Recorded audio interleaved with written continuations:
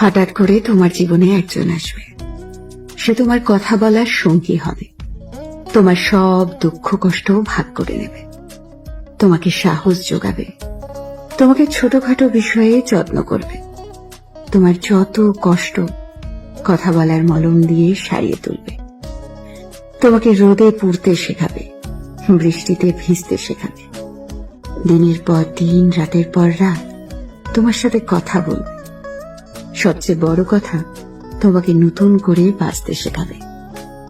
তখন তোমার মনে হবে, হ্যাঁ, এইরকমই একজনকে আমি চেয়েছিলাম। অনেক বছর অপেক্ষার পর আমি তাকে পেয়েছি, আমার পাশে আছে একজন। তারপর যখন কথা বলার অভ্যেসটা তোমার বদ অভ্যেসে পরিণত হয়ে যাবে, তখন একদিন হঠাৎ করেই মানুষটা বদলে যাবে, তোমাকে ব্যস্ততা দেখাবে। সারাদিন অপেক্ষা করার পরেও একটা মেসেজ বা কল আসবে না, তুমি বারবার ফোন চেক করবে, কিন্তু তোমার অপেক্ষাই থেকে যাবে। প্রথম দুই একবার কল করে তোমাকে বোঝাবে সে নিরুপায়, তার জীবনে খুব ব্যস্ততা, তাই সে সময় দিতে পারছে না।